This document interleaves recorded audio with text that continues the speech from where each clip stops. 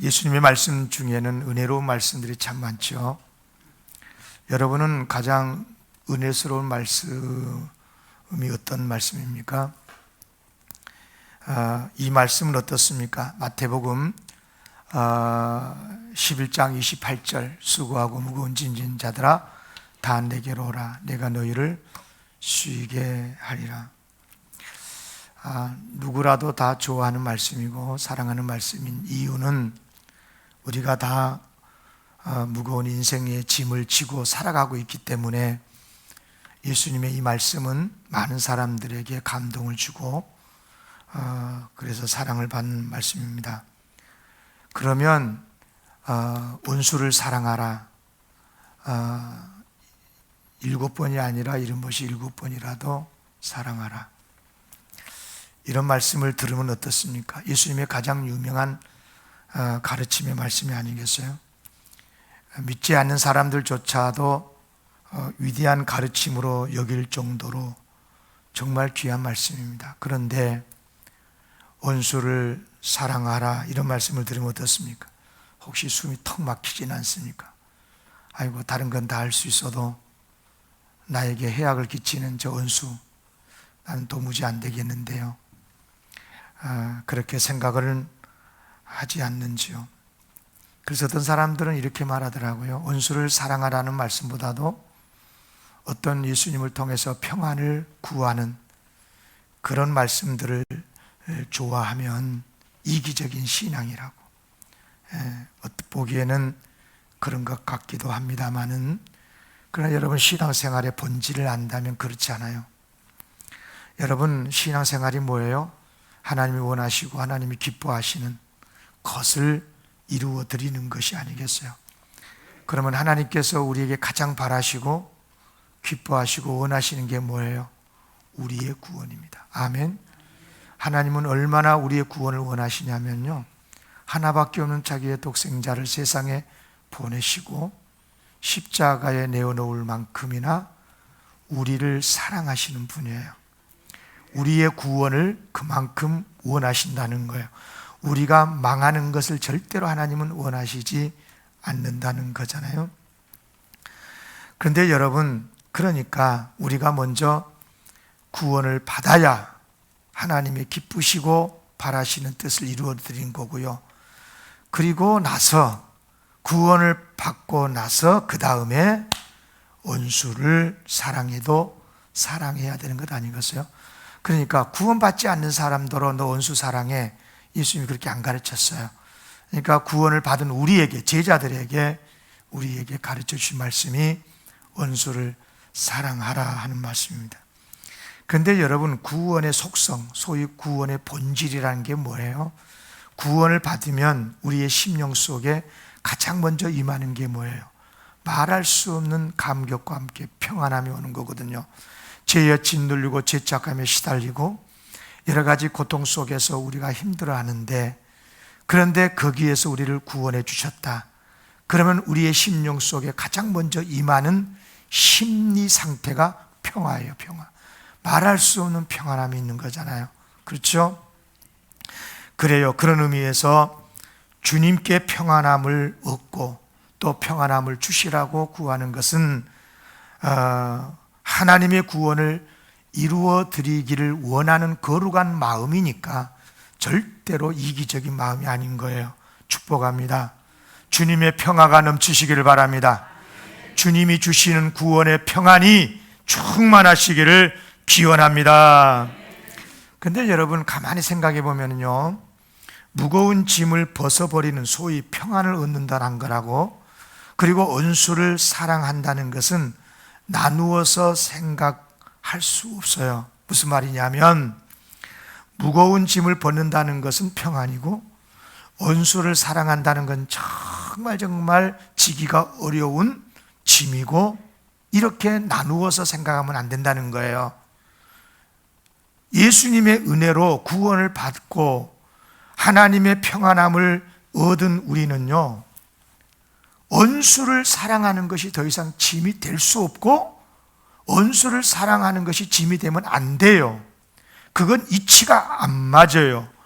오히려 나 같은 죄인을 구원해 주시는 그 하나님의 구원의 은혜의 평안함을 얻고 쉼을 얻고 말할 수 없는 기쁨으로 산다면 오히려 원수를 미워하고 나에게 해를 끼쳤다 그래서 그 사람을 사랑하지 못하고 용서하지 못하는 것이 무거운 짐이에요, 도리어. 그렇지 않습니까? 그게 이치적으로도 맞고 그게 맞는 거거든요. 아무리 원수라도 사랑을 해야 내 마음이 평안하고. 왜? 이미 나는 원수라도 용서를 해야 되는 하나님의 구원을 받은 사람들이거든요. 아멘? 네. 그런데 구원을 받아놓고 하나님의 평안을 얻고 그러면서도 여전히 원수를 미워하는 것이 당연한 거고 그것이 그냥 평안하고 그러면 이거 말이 앞뒤가 안 맞는 거야, 앞뒤가. 그렇지 않습니까? 그래서 예수님께서 뭐라고 말씀하시냐? 다 같이 읽겠습니다. 시작. 수고하고 무거운 짐진 자들아 다 내게로 오라. 내가 너희를 쉬게 하리라. 나는 마음이 온유하고 겸손하니 나의 멍에를 메고 내게 배우라. 그리하면 너희 마음이 쉼을 얻으리니 이는 내 멍에는 쉽고 내 짐은 가벼움이라 하시니라. 이 말씀을 주목해서 보세요. 주목해서 이 말씀의 비밀을 보세요. 뭐예요? 무슨 말씀이에요? 예수님께서 우리의 짐을 다 벗겨주시겠다는 거예요. 수고하고 무거운 짐진 자다 다 내게 와. 그러면 내가 너희를 쉬게 해줄게. 안식을 줄게. 평안을 줄게. 그런데 우리의 무거운 짐을 벗겨주시는 방법이 뭐냐 하면 나의 멍에를 매라는 거예요. 예수님의 멍에를 매라는 거예요. 예수님을 따르라는 거예요. 여러분, 그러면 예수님의 멍에를 맨다는 게 뭐예요? 예수님의 짐을 진다는 게 뭐예요? 예를 들게요. 이제 성경에 우리 성도들을 일컬을 때 비유로 양을 말했잖아요. 양. 예수님은 선한 목자고. 자, 양은요, 태어나는 순간부터 늘 위험에 노출되어서 불안하게 살아요. 왜냐? 언제 맹수에게 잡혀 먹을지 모르기 때문이잖아요. 정말 무거운 짐을 지고 사는 양이 아니겠어요? 그러면 그런 양이 어떻게 해야 이런 위험에서 생명을 지키고 보호를 받을 수 있겠어요? 선한 목자를 만나고 따라야 하는 것 아니겠어요? 왜? 그래야 선한 목자가 지켜주고 인도해 주기 때문에. 그런데 목자를 따르는 게 힘들다 그래가지고 양이 에이 싫어 그래가지고 자기 마음대로 다니게 되면 어떻게 됩니까? 그렇잖아요. 위험의 짐에서 벗어날 수가 없는 거예요. 물론 양이 목자를 따른다, 목자가 인도하는 대로 따른다는 것은 새로운 짐이에요. 그렇지만 양은 목자를 따르는 짐을 져야, 그래야 자기의 생명을 지켜낼 수 있고 맹수의 위험에서 자기의 목숨을 지켜내는 비결인 거예요. 아멘. 우리 성도들도 똑같아요. 우리 인생들도 똑같아요. 우리가 세상에 태어나는 순간 온갖 인생이라고 하는 짐을 질 수밖에 없어요. 어느 누구도 외가 아니에요. 죄악의 짐으로부터 시작해서 질병의 짐, 생업의 짐, 결혼하면 부모로서의 짐, 학교를 다니면 공부를 해야 되고 직장 생활을 해야 되고 사명의 짐, 그렇고 많은 해악의 공격으로부터 위험을 당하는 짐들, 죽음의 짐까지. 여러분, 이 세상에 얼마나 많은 인생의 짐들이 있습니까? 이런 짐들을 지고 사는 게 인생인데, 코로나 3년 이후에 얼마나 많은 이제 경제적인 어려움의 짐까지 얼마나 힘듭니까? 그러면 이런 짐들을 벗어낼 수 있는 비결이 뭐예요? 근본적으로 우리 인생의 짐이 어디에서 비롯됐는가, 무엇 때문인가를 알아야 되는 거예요. 무엇 때문이에요? 왜 우리에게 질병이 옵니까? 왜 우리에게 고통과 저주가 오고 죽음이 오고 어떤 두려움의 공포 속에서 살아야 됩니까? 조금만 어려워도 가슴이 뛰고. 왜 그렇습니까? 다 죄 때문이거든. 그러므로 무거운 이 짐을 벗어버리려면 반드시 죄의 짐을 벗어야 돼요. 그러면 인생의 많은 부분에서 우리에게 찾아오는 고통, 무거운 짐을 벗어버릴 수가 있게 되는 거예요. 여러분요, 죄악의 짐을 벗어버린다고 해서 물론 세상에 죄악이 없어진 게 아니에요. 우리가 오늘 하나님 앞에 나와서 예배를 드리며 죄악의 짐을 다 벗었다고 해도 다시 세상에 나가면 그 세상이라는 것이 사탄의 역사가 계속되고 있기 때문에 세상에 사는 동안에는 이런저런 인생의 고통이 우리 안에서 사라지지 않는 게 맞아요. 그러나 죄악의 짐을 근본적으로 해결되고 나면 많은 부분에서 짐을 벗어낼 수 있어요. 특별히 죄로 인한 어떤 쫓김, 두려움, 죽음과 지옥에 대한 공포, 이런 짐들은 근본적으로 해결되는 거예요. 할렐루야. 그런데 이런 죄악의 짐을 어떻게 벗어버릴 수 있느냐? 당연히 죄를 안 지어야 되지만 우리가 죄를 안 짓고 사람 어디 있어? 그러면 이미 지은 죄, 반드시 지은 죄는 해결받아야 되잖아요. 그런데 얼마나 고맙게 우리 예수님께서 십자가에 죽으시고 하나님께서 죄인이 구원을 받는 길을 열어주셨잖아요. 다시 말해서 예수 그리스도를 믿을 때 죄의 문제가 근본적으로 해결되는 거죠. 아멘. 하나님의 아들 예수 그리스도만을 나의 주님으로 믿고 십자가 보혈로 죄 용서를 받고 또 죄짓게 만드는 사탄의 세력을 물리치기 위해서는 주님의 보호를 받고 그리고 예수님을 끝까지 내 인생의 주님으로 모시면서 이렇게 살아야 한다 이 말입니다. 아멘. 그런데 오늘 말씀의 주제에 따라서 다르게 표현을 하면 예수님을 믿고 섬기는 소위 신앙의 짐을 새로 져야 한다는 거예요. 그래야 세상의 짐들을 다 벗어낼 수가 있는 거예요. 양이 맹수의 이염이라고 하는 짐을 벗어버리려면 선한 목자를 따라야 하는, 최소한 선한 목자를 따라야 하는 짐을 져야 하는 것과 똑같은 거예요. 그런데 예수를 믿고 예배나 교회 나와서 예배드리고 하나님을 기쁘시게 하는 게 힘이 들어가지고 이것이 짐이라고 그러면 이게 말이 되냐고요. 이게 앞뒤가 맞냐고요. 이 세상의 무거운 짐을 벗겨주시기 위해서 선한 목자로서 우리를 따라오라고 하셨는데 얼마나 고맙고 얼마나 감사하고 예수님을 따르는 것이 얼마나 행복한 길이고 이게 구원의 길이고 이게 쉼의 길이고.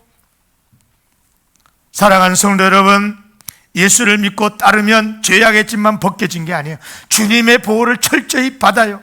세상의 모든 어려움의 고통의 해로운 짐을 다 벗어낼 수가 있어요. 아멘.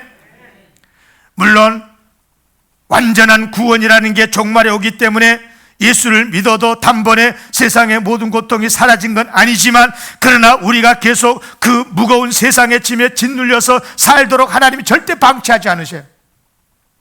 다시 말하면 우리의 죄의 문제도 해결해 주시지만 철저하게 보호하시고 지켜주십니다. 아멘. 언제까지? 그날까지, 우리가 주님의 나라에 이를 때까지, 주님 다시 오시는 그날까지. 아멘.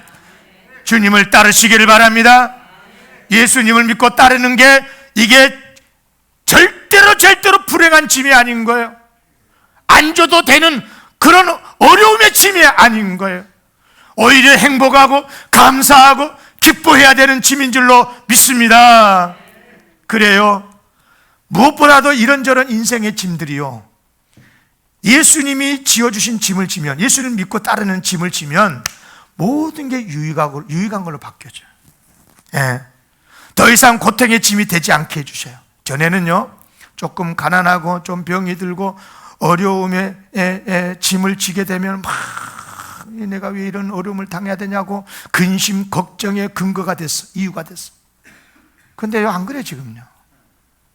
도리어 그런 어려움, 고통이 섞이 까닭에 하나님 어떻게 하면 좋아요? 그래서 하나님 앞에 나가서 엎드리고 기도하는 이유가 되고, 그럴 때 하나님께서 성령의 이로하심으로 우리의 마음을 만져주시고 평안함을 해주시고 하나님만 바라보게 해주시고 뿐만 아니라 실제로 그런 고통 속에서 해결해 주시고, 아멘, 고쳐주시고, 아멘, 그래서 감사하면서 새 힘을 얻게 하시고, 그런 과정 속에서 나도 모르는 사이에 연단을 받게 하시고 믿음이 자라나게 하시고, 그러더니 나중에는 거룩한 하나님의 성품에 이르게 하시는 복까지 얻게 해주신다 그 말이에요. 아멘. 여러분이 저를 볼 때 참 좋으신 목사라고 볼 성도들이 있는 것 같아. 내가 보니까 착각하지 마. 나 진짜 질이 안 좋았던 사람이에요. 여기 몇 사람이 알아. 그런데 지금 그나마 이렇게 조금 사람 구실하고 산 것은 이게 다 하나님의 은혜예요. 이렇게 저렇게 그냥 연단받고 고난을 받으면서 다듬어지고, 그렇게 해서 거룩하신 하나님의 성품에 조금씩 이렇게 닮아져 가고 있으면 저는 알거든. 여러분, 예수님을 따르고 예수님을 믿는 게 결코 짐이 아니다 이 말입니다. 아멘. 자, 그런데 이걸 정리하면 이런 말씀인 거예요. 예수님을 믿고 따르는 짐을 지면 세 가지 복이 있어요. 첫째, 다 같이 크게 시작. 믿습니까? 죄악의 짐을 벗어버릴 수 있는 거예요. 죄책감에 시달리지 않고 저주와 형벌에서 해방되고 더 나아가서 영생까지 얻고, 아멘. 두 번째, 크게 시작. 아멘. 인생의 짐이 너무 힘들어서 아이고 어쩜 좋냐, 이것 때문에 원망하고 옛날에는 불평했어, 아이고 더러운 세상 저거 만나갖고 나라가 어떻고 막 그랬어. 그런데 이제는 그게 아닌 거예요. 이런 어려움이 나중에는 유익이 되게 하시려는 하나님이 인도하심의 가정이구나. 아멘. 지난번 설교와 분강상 안 그럽니까? 인생은 끊어서 보지 말고 이어서 보라고. 아멘. 여러분, 너무너무 중요한 말씀인 거거든요. 끊어서 보면 좋다 안 좋다 막 이랬다 저랬다 막 그래. 찬물 됐다가 막 뜨거운 물 됐다가 막 심령이 그래가지고 심장마비 주셔서 빨리 죽어. 그런데 이어서 생각하면 모든 게 다 하나님의 합력에서 선을 이루어 가시는 과정이다. 아멘. 그러니 얼마나 위로가 되고 얼마나 감사가 되냐 그 말이에요. 뿐만 아니라 예수님을 믿고 다른 짐을 지면 세 번째, 크게 읽겠습니다. 시작. 항상 기도하며 주님의 뜻대로 살게 된다. 아멘. 여러분요, 어려움도요 필요하니까 주신 거예요. 가만 보니까 말이야, 저거 형통해 갖고는 지 잘난 줄 알고 끝까지 못되게 예수 안 믿다가 지옥 갈 것 같아. 그래서 하나님께서 안 되겠다, 이쯤 돼서 매를 한번 줘야지 하고 그때 고통을 주셔요. 그러면요 틀림없어 하나님 믿는 사람은요 어쩌면 좋까요 하나님. 그리고 하나님한테 엎드리고 하나님을 찾게 되고 기도하게 되고, 그래서 아이고 나 하나님 말씀대로 잘 살라요 하면서 하나님 뜻대로 살게 되고, 그런 가운데서 믿음이 자라게 되고 하나님의 성품으로 닮아가게 되고. 아멘. 그렇습니다. 여러분, 제가 여기에서 예수를 믿고 따르는 것을 짐이라고 표현했지만 사실 이게 짐입니까? 복이지. 아멘. 죄 용서받는 것이 짐입니까? 복이지. 여러분, 고통이 도리어 유익이 된다, 이게 짐입니까? 복이지. 기도하고 주님의 뜻대로 사는 것은요, 글쎄 굳이 짐이라면 짐이라고 할 수 있겠지만 솔직히 주님 앞에 나가서 엎드리고 기도하고 주님의 뜻대로 사는 것이 어떻게 짐입니까? 큰 복인 줄로 믿습니다. 제가 영광교회 부임해서 청년부를 담당했습니다. 청년부 수련회를 갔어요. 이제 수련회에서 한쪽에 텐트를 치고 그곳에서 한 사람씩 들어가서 1시간씩 릴레이 기도를 하는 그런 프로그램이 있어요. 그랬더니 청년들이 엄청 힘들어요. 특히 1시간 동안 기도하려고 하는데 말이에요. 평소에 기도를 해봤어야지. 할 말이 없어, 할 말이. 예. 친구들을 만나면 수다 떨면 1시간, 2시간 밤새 하면서 하나님 앞에 1시간 기도하려고 그러니까 이게 그렇게 힘들다는 거예요. 왜 기도가 힘들까? 기도의 본질을 몰라서 그래요. 여러분, 하나님 누구셔요? 하나님은 정말 나를 사랑하셔요. 나를 구원해 주신 분이야.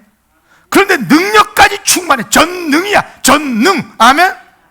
그런 하나님이 나한테 기도해. 그러면 들어줄게. 아니 그런데 어떻게 할 말이 없냐고. 왜 그렇게 할 말이 없냐고요. 하나님께서요 한 청년에게 나타나가지고 야야 소원을 말해봐. 한 가지만 말해야 된다. 말해봐. 들어준다.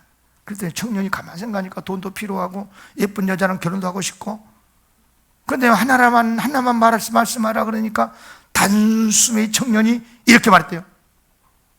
돈 예쁜 여자 결혼. 그래? 그래서 하나님께서 오냐? 알았다 하고 정신이 돈 예쁜 여자랑 결혼시켰다. 여러분, 하나님께서 오늘 우리에게 오셔서 세 가지 소원만 말해봐. 내가 들어줄게. 그러면 힘들다고 포기하랍니까? 세 가지 고르는 것은 좀 머리를 써야 되겠지만 소원을 비는 게 무슨 힘이 있냐고요. 무슨 힘이 드냐고요. 또 5분 동안 말하는 것은 무슨 말을 하든지 다 들어주마 하고 하시면 어떻게 하시겠습니까? 따발총같이 5분 동안 말하지 않겠습니까? 여러분, 지금의 투자의 귀재, 주식의 귀재, 세계 갑부 워렌 비핏 여러분 아시죠? 뭐 다 알 거예요. 그런데 이 사람이 무슨 프로그램 하나 만나, 이 돈벌이의 귀재야. 이 사람이 자기랑 점심 식사하는 기회를 경매로 붙였어. 자기랑 함께 1시간 동안 점심 식사하도록 하는 걸 돈으로 경매를 붙여갖고 가격이 작년 2022년도에 얼마나 낙찰된 줄 아세요? 우리나라 돈으로 250억에 낙찰됐어. 이게 뭐예요? 그리고 그 돈은 지가 이제 가져간 건 아니고 구호단체에다 기부한다고 그러는데, 자, 예수님께서 당장 오늘 오셨어. 나랑 대화하자. 시간 줄게. 나랑 단독으로 만나서 한번 이야기해보자. 그러면 얼마에 낙찰될까? 몇 조 원이 되지 않겠습니까? 예수님만 만나면 그동안에 궁금했던 예수님의 진리, 어떤 진리라 다 배울 수도 있고, 어떤 병도 고치고 어떤 문제도 다 해결될 수 있는데, 그렇다면 아무리 많은 돈을 내서라도 예수님을 만나라고 하지 않겠습니까? 그런데 하나님께서 나랑 만나자. 좀 제발 나한테 좀 부탁 좀 해봐. 예수님께서 내 이름으로 기도하면 다 응답해 주겠다고 약속을 했는데도 못한다고요? 이게 말이 되냐고. 앞뒤가 맞냐고. 사랑하는 성도 여러분, 죄송한 표현이지만 이런 사람 예수를 믿는 사람이 아니에요. 무엇을 구하더라도 가장 좋은 것으로 응답해 주신다고 믿으면 기도가 누워서 떡 먹기가 돼야 될 줄로 믿습니다. 따라하겠습니다. 기도는 편안한 것이다. 감사한 것이다. 해야 되는 것이다. 아멘. 그래요. 하나님의 뜻대로 사는 것도 마찬가지야. 하나님의 계명대로 사는 것도 마찬가지라니까요. 물론 악한 세상에서 하나님 뜻대로 사는 게 가볍지는 않아요. 그런데 예수님께서는 하나님의 뜻대로, 내 말씀대로, 내 계명대로 살면 이건 가볍대요. 쉽대요. 내 짐은 가볍고 내 짐은 가볍대요. 아니, 왜 가벼워요? 이유는 간단해요. 내게 오면 내가 너희를 쉬게 하리라. 아멘. 내가 너희를 변화시켜 주리라. 내가 나를 믿으면, 내게 오면 너희의 죄를 다 해결해 주리라. 너에게 있는 모든 무거운 짐을 내가 대신 져 주리라. 아멘. 하나님의 자녀가 되게 해 주리라. 여러분, 근본적으로 바꿔주신다잖아요. 존재를 바뀌어주는 겁니다. 존재가 바뀌니 생각이 바뀌고, 생각이 바뀌니 좋아지는 것이 바뀌고, 전에는 그렇게도 좋았던 게 이제는 싫어. 그러나 전에는 별것도 아닌 것들인데 이제는 그렇게 그게 좋을 수가 없는 거예요. 여러분, 김충선 장군이라는 분이 계셔요. 임진왜란 때 조선으로 귀화했던 일본 장수인데요.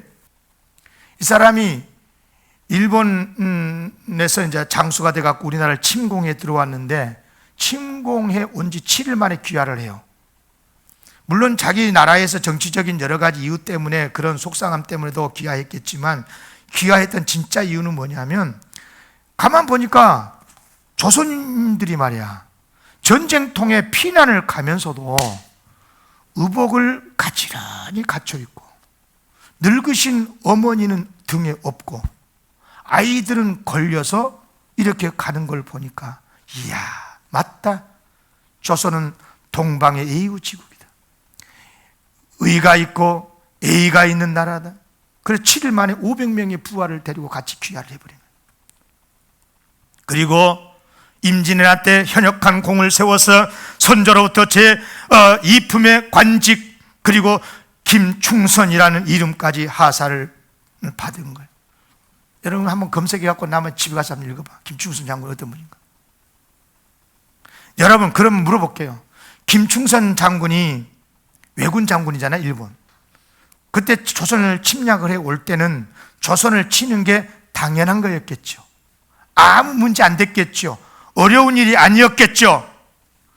그때 반대로 일본을 치라 그러면 절대 할 수는 없는 일이었겠죠. 그러면 조선에 귀화를 한 다음에는요, 반대가 되겠지요. 조선에 귀화를 했는데 조선을 칠 수 있습니까? 절대 못 치지요. 그러나 애군을 치라 그러면요, 얼마든지 할 수 있지요. 당연히 그렇게 할 수 있어야 되고요. 바로 이것입니다. 우리가 예수님께 온 것은 하나님의 나라가 너무 좋고, 하나님이 너무 좋고, 하나님의 복이 너무 좋아서 하나님의 나라로 귀화한 거예요. 세상의 나라에서, 썩어질 세상의 나라에서 영원한 하나님의 나라로 귀화한 거예요. 그렇다면 이전에 사탄의 지배하에 있을 때는 하나님의 뜻대로 사는 게 그렇게 어렵고, 하나님을 따르고 예수를 믿는 것이 바보스럽게 보였고, 그렇게 보였지만, 이제 하나님의 백성이 된 다음에는 어떻게 바뀌는 거예요? 이제 예수 믿는 게 쉬워. 하나님의 말씀대로 사는 게 쉬워. 당연한 거야. 감사가 돼. 할렐루야. 이게 당연한 것 아니에요? 이게 맞잖아요. 그래요.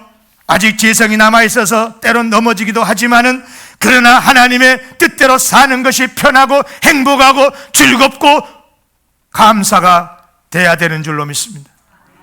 반대로 하나님의 자녀라 그러면서도, 하나님 나라의 귀화를 했으면서도 죄를 지으면 마음이 아프고, 하나님의 벌을 받을까봐 두렵고, 잠도 오지 않고, 그래야 그게 당연한 거고, 이게 무거운 짐이니까. 무거운 짐을 지면 힘들잖아. 그러니까 예수 믿는 사람은 바르게 사는 것이 가벼운 짐이고, 죄를 짓고 어렵게 잘못되게 사는 것이 무거운 짐이니까. 왜? 하나님의 자녀로 변화됐기 때문에, 하나님의 나라로 귀화되었기 때문에. 오늘 본문 말씀이 바로 이것입니다. 예수를 믿고 하나님의 자녀가 되었으니 하나님의 계명을 따라 살아가는 사람들인데, 하나님의 계명이 뭐냐? 하나님을 사랑하고 이웃을 사랑하라. 그런데 이것을 요한 1서 5장 1절에서는 어떻게 썼냐? 다 같이 읽겠습니다. 시작. 예수께서 그리스도이심을 믿는 자마다 하나님께로부터 난 자니, 또한 낳으신 이를 사랑하는 자마다 그에게서 난 자를 사랑하느니라. 아멘. 예수 그리스도를 구주로 믿는 사람은 하나님께로부터 난 자래요. 하나님께로부터 났으니까 하나님의 자녀지. 그래서 하나님의 자녀는 하나님의 계명대로 하나님도 사랑하고 이웃을 사랑한 거라는 거예요. 그런데 중요한 것은 뭐냐? 5장 3절에서 뭐라고 말씀했냐? 이 계명들은 무거운 짐이 아니래요. 당연한 거 아니겠어요? 하나님의 자녀가 하나님의 말씀대로 사는 게 이게 어찌 무거운 짐이냐고. 아니지요. 절대 아니지요. 그래요. 그래서 하나님의 자녀가 된 사람은요, 즐겁게 예배를 드리고 주일날 나서 하나님께 감사하고 기쁨으로 기도하고, 걷더니 하나님의 뜻대로 바르게 살고. 왜? 사탄의 집에서 벗어났으니까. 사탄의 세력에게 이긴 사람이니까. 자, 5절, 4절 같이 읽겠습니다. 시작. 무릇 하나님께로부터 난 자마다 세상을 이기느니라. 세상을 이기는 승리는 이것이 뭐라고요? 우리의 믿음이니라. 아멘. 예수가 그리스도시다. 하나님은 우리 편이시다. 하나님 우리를 사랑하신다는 것을 믿는 믿음으로 사탄의 세력 아무것도 아니야. 그거 이길 수 있어요. 할렐루야. 하나님의 자는 세상을 이깁니다. 세상의 죄악을 이기고 세상의 저주와 파멸을 이기는 겁니다. 여러분, 이긴다는 건 정복한다는 말인 거예요. 정복한다. 적의 나라, 세속의 나라를 하나님의 나라로 만드는 거예요. 나만 구원받는 게 아니라 세상을 정복해서 하나님의 나라로 만들고 하나님의 나라를 확장하고, 물론 하나님의 뜻대로 살지만 세상이 힘드니까 또 세상의 악습을 따르지 않기 때문에 박해도 받고 여러 가지 어려움도 있을 수 있어요. 그런데 그거 아무것도 아니라니까요. 그럼에도 불구하고 그게 무거운 짐이 아니고 가벼운 이유는 우리는 하나님의 자녀잖아. 하나님의 나라에 귀화된 사람들이잖아. 아멘. 오히려 하나님의 나라의 백성이라 그러면서도 그게 사실인데 세상에 동조하고 세상의 부귀영화를 추구하고 이런 것들이 고통해야 되고 이것 때문에 괴로워야 되고. 아멘. 사랑하는 성도 여러분, 하나님 뜻대로 사는 게 쉽고 가볍고 행복해야 될 줄로 믿습니다. 그러면 주일날 놀러 가야 돼, 안 가야 돼?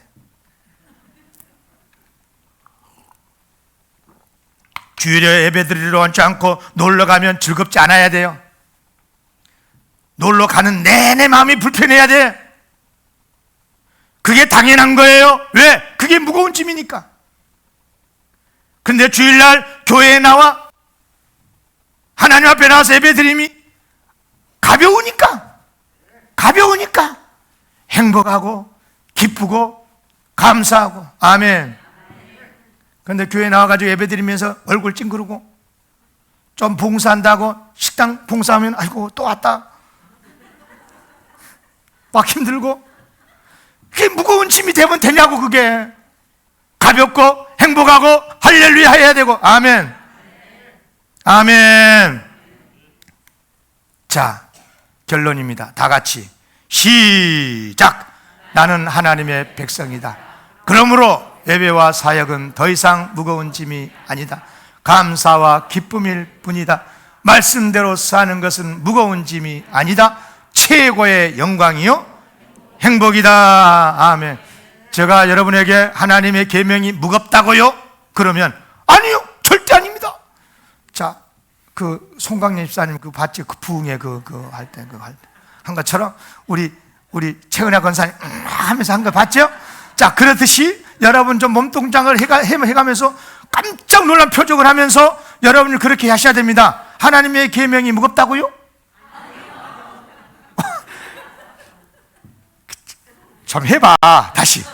하나님의 짐이 무겁다고요? 아니요. 가벼워요. 기뻐요. 할렐루야. 기도하겠습니다. 하나님.